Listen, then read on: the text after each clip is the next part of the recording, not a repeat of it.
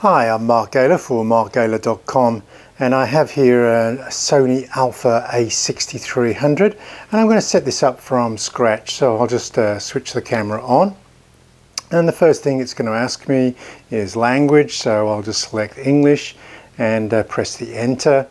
I'll also set the area, date and time, so I'll press enter again. Now I'm going to select my region. Now I'm currently based in Melbourne, Australia, so I'll just move that over until we get to Melbourne, Sydney there, and I'll press enter again. Okay, now we're in daylight savings here in Melbourne at the moment, so I'll just switch that to on, and I'll come down to date and time. You'll see the date format we can also change here, and it's currently set for date, day, month, year, which is my preference, so I'm going to leave that as is, and then roll up to the date time, press enter again, and now I'll select the today's date and time.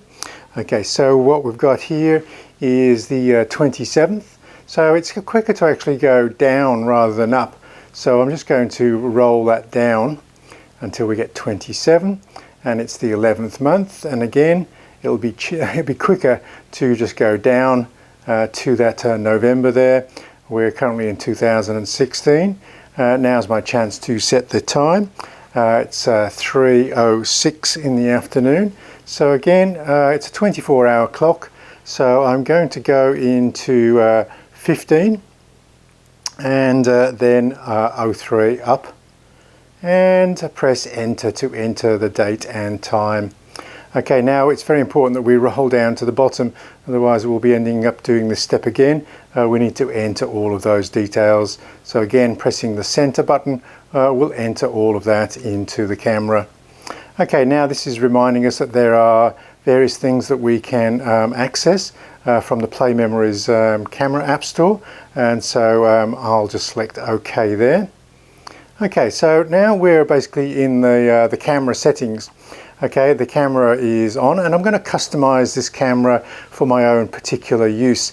Now you may have differences of opinion here, but I'll just run through my menu and give you an idea of why I'm choosing various settings. So we're going to press the menu button at the top there, and we're coming up to the camera settings menu here. Image size is set to large, 24 megapixels. I'm happy with that. Aspect ratio 3:2, that's the full aspect ratio or shape of the sensor. We do have an option there for 16:9, which is widescreen TV. That's very useful for video, but I'm just going to leave this at 3:2 for now. So I'll just press the menu to return. Quality, now this is set for fine JPEG. Now I'm a RAW shooter, so I'm just going to override that. We have a better quality JPEG there, extra fine. Occasionally some sports shooters will choose JPEG just so they can shoot more images to the burst and write them to the card, but typically I'm happy with a RAW. Now if you are a JPEG shooter but would like or possibly think that you might want RAW files in the future, you do have that option of RAW and JPEG. Okay, now I'll be processing my files in Lightroom later, so I'll be selecting RAW. That gives me extra dynamic range and extra quality at my fingertips when post-processing. So again, I'll select enter, and that gives me the RAW file setting. Now a lot of things will be grayed out when we select RAW because a lot of the options inside of these menus are for JPEG shooters to basically grade and stylize the image in camera, and obviously we won't have those options if we're shooting RAW because all of that will be done in post-production. Okay, let's come and go over to the second tab. We have XAVCS HD, that is the file format for video recording. We can see that there's a couple of options here. We can indeed record 4K, and that is my preference now, is to shoot 4K video. Now you might find that there's a little bit of a problem if you try shooting very long movies in 4K. The camera will get a little bit hot. You can alleviate that problem just by flipping out the LCD just a little bit, just to allow a little bit of heat to disperse. Okay, so we've got the record setting. Okay, so we do have an option here of shooting with 100 megabits per second. This will give us a slightly higher quality movie, be a larger file size, but lend itself to post-production grading. Okay, so I'm going to choose that. That's 25 frames per second at 100 megabits per second. That second number, the higher it is, the better the quality, but the bigger the file. Okay, so dual video recording, can be useful if you just want a quick video you can upload to social media. It's going to record a lower quality one with a smaller file size, so you don't have to wait for post-processing that. Now I'm going to switch that to on because I like that idea. Okay, so I'm going to skip over the high frame rate settings and drive mode. We can access the drive mode from the camera later, and I'll be setting up some custom settings. Drive mode particularly is interesting when we switch from single shooting into continuous shooting, obviously for sports and wildlife. I'll leave it set for single shooting for now, okay? And again, I'll have to return to the menu there. Bracket settings. Okay, so we've got self timer during bracket. This is very useful if the camera is on a tripod.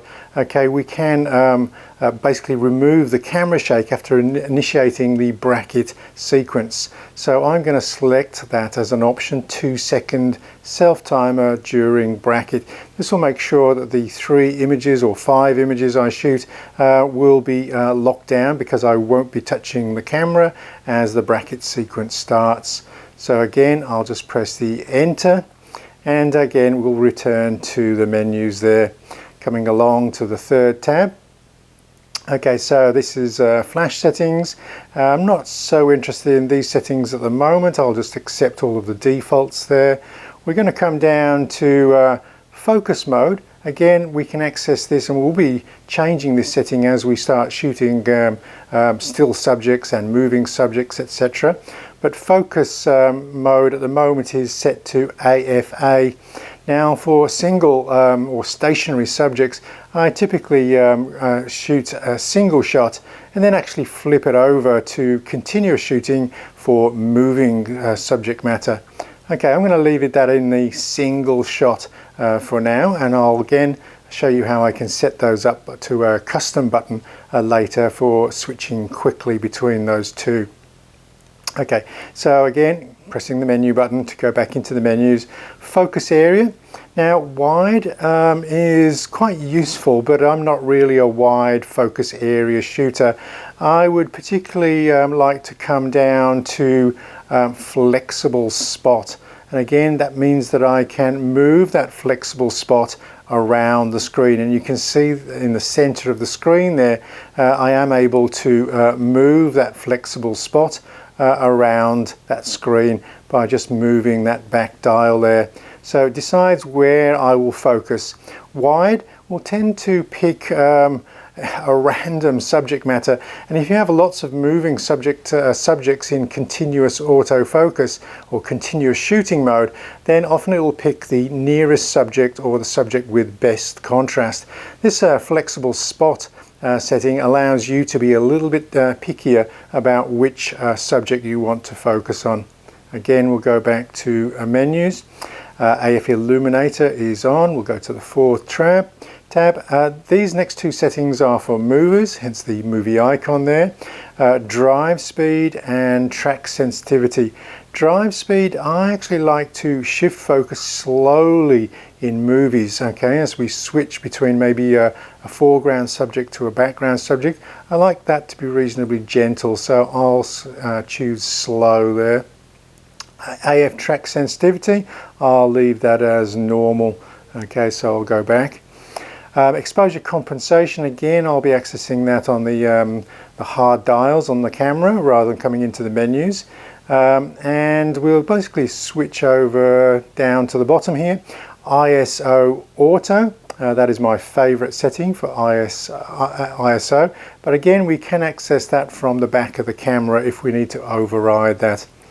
Okay, typically if we're on a tripod doing landscape, I might switch that down to 100 ISO. ISO minimum auto minimum shutter speed. I will come in and actually just bump that from standard too fast. This will ensure that I don't get any camera shake in my images. Okay, because that will use a shutter speed typically twice as fast as the standard. Okay, and again going back into the menus and moving along to the next tab. We've got metering mode, multi. That is my preference. Some people will go for center or spot, but metering mode for me is the most reliable. White balance, most photographers do use auto white balance, and that can be overridden as a raw shooter in post-production because that is only a reference white balance. It doesn't actually get applied to the actual raw image. Okay, D range or dynamic range optimizer, I'm just going to leave that and pass that over. Creative style. This is really just for JPEG shooters, but you will notice that if we go and override that creative style, for instance, if I move over from the standard and drop the contrast and use a negative value, that will also drop the contrast basically in the EVF and also the LCD screen, although it won't affect the raw image. So I'll just go back and come out of that one. I won't bother adjusting that now. Picture profile, these are for video shooters. It is possible to choose a lower contrast picture profile. So if I choose to use that for videos, typically I will come in and I'll select one of the lower contrast ones like PP6. Okay, again, I'll talk to you more about that perhaps in another video. Okay, so that's coming over. We're coming to the 6 tab. Okay, long exposure noise reduction. Again, this is best if you apply this in post-production. You might leave that on if you're a JPEG shooter, but typically if you do a 30-second exposure, the camera will take 30 seconds to process that noise reduction, thereby locking you out from taking another shot quickly. So I would prefer to switch that to off. Okay, center lock on AF, we will actually be using that for sport shooting. And smile face detect is also on.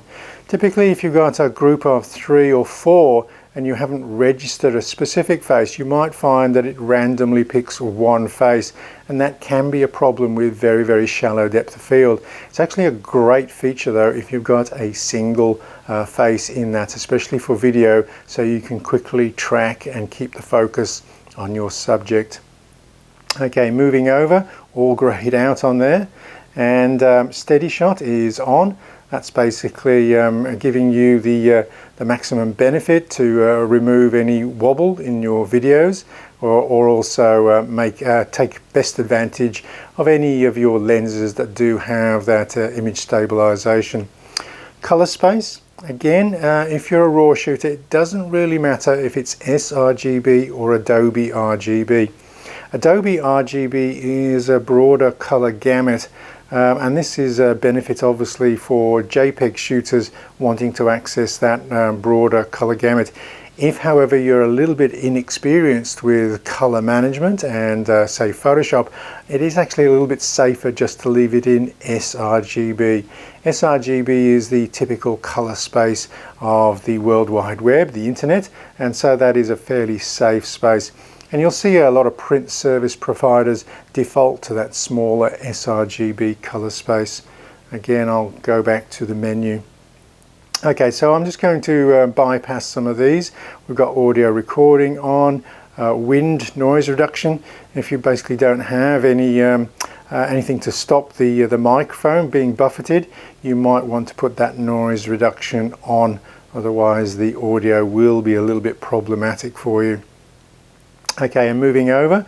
Okay, once you've set all of those settings, it is possible to go in and program all of those settings into one of the memory recall buttons that's on the top of the camera here, and we have a couple of those. So simply all you would do is you come into memory and you choose 1 or 2 and then press enter to enter all of those settings that we've just been looking at into the memory of the camera.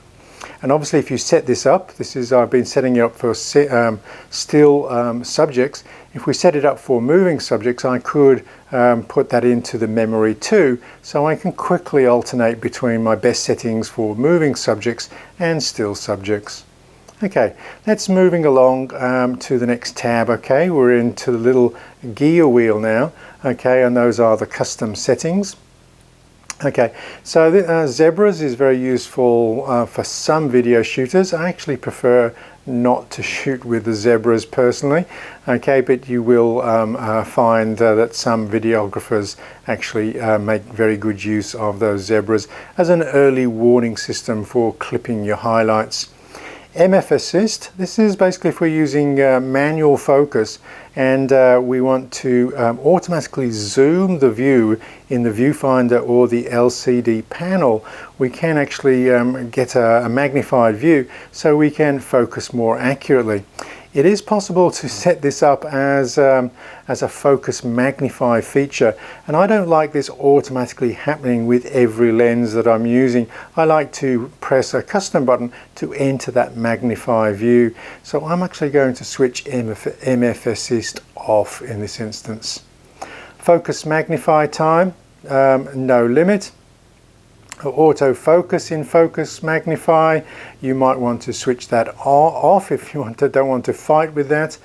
Grid lines, that's quite useful sometimes for videographers, and also the marker displays. Okay, so let's take a look at audio level display. That is on. You're basically going to be able to see if your audio is too loud or too quiet by seeing the little bouncing lines on your LCD screen. Auto review, this is always on by default, but almost every professional photographer I've ever met actually switches it off. Okay, typically if you're shooting sports or streets, you typically don't want to see every view, every shot that you take appear in the electronic viewfinder, therefore preventing you seeing the subject that you're still photographing. Okay, display button, we can actually program the display on the LCD and EVF separately, and if you can see if I enter this one, we've got display options for both the monitor, that's the electronic viewfinder, the LCD, and also the finder, which is the electronic viewfinder. Okay, I won't bother setting those up now, but we can change what appears on the back of the screen and in the finder. Okay, peaking level. This is a very good feature for manual focus, and it will only appear when we're manual focus. And typically I would actually switch that on for using manual focus. Basically what it will do, it will highlight the high contrast edges with a color of your choosing down here. Let's choose red in this instance.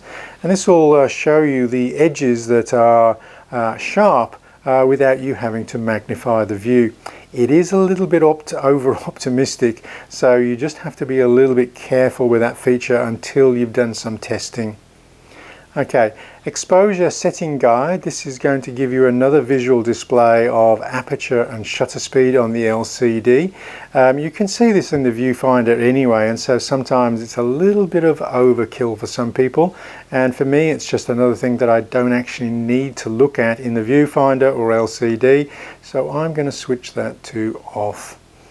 Live view display, this is the great feature for mirrorless cameras, is the setting effect is typically on in most instances.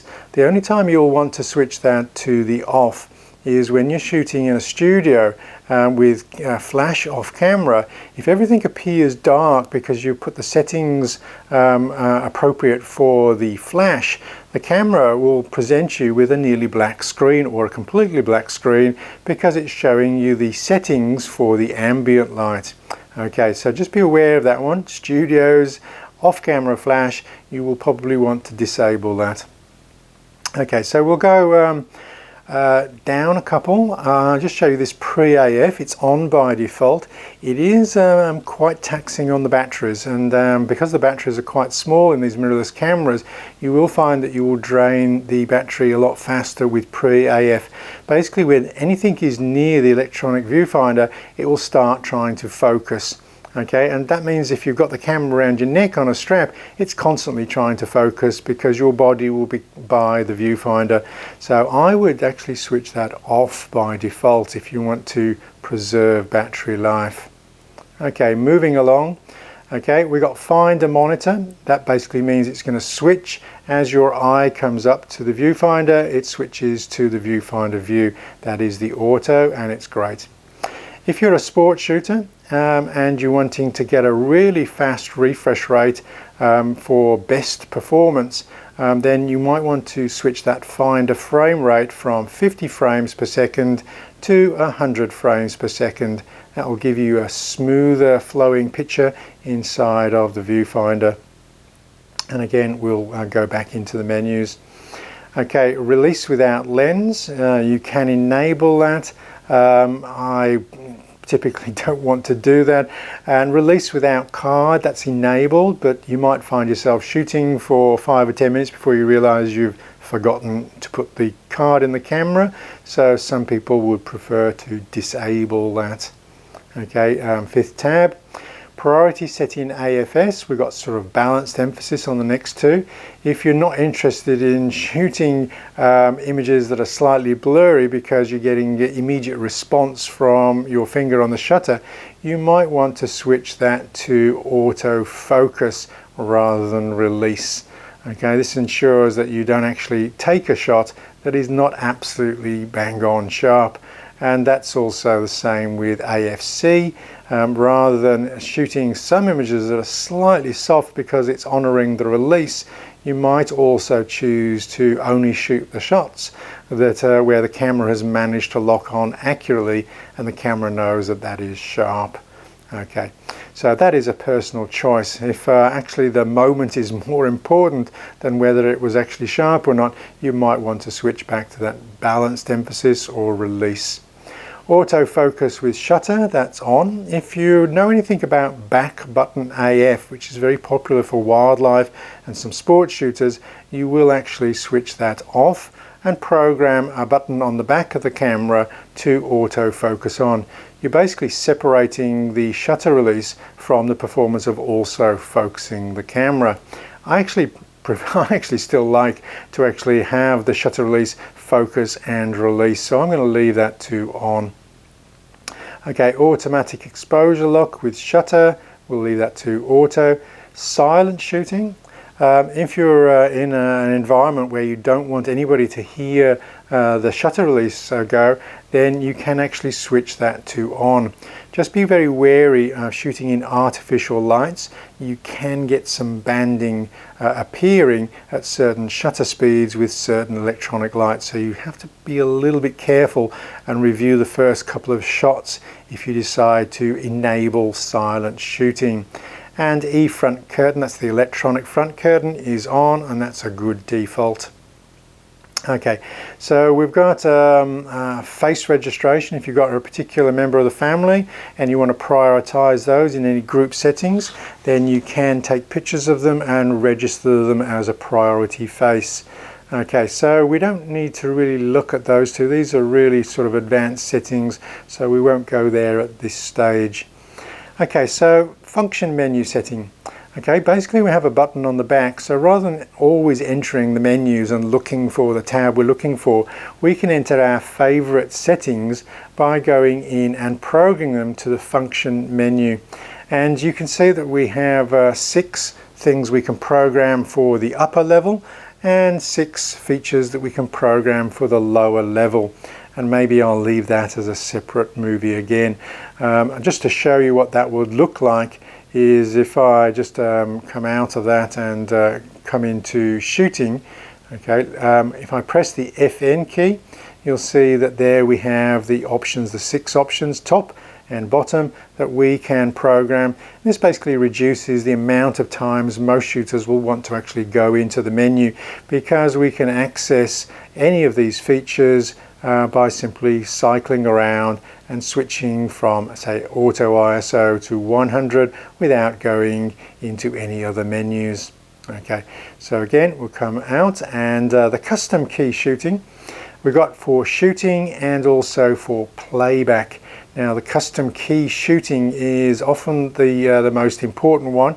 It's basically where we program custom 2 and custom 1 on the top of the camera to do specific functions.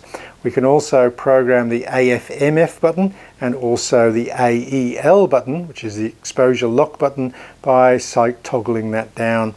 And we can program all of those from going into the custom key shooting menu here.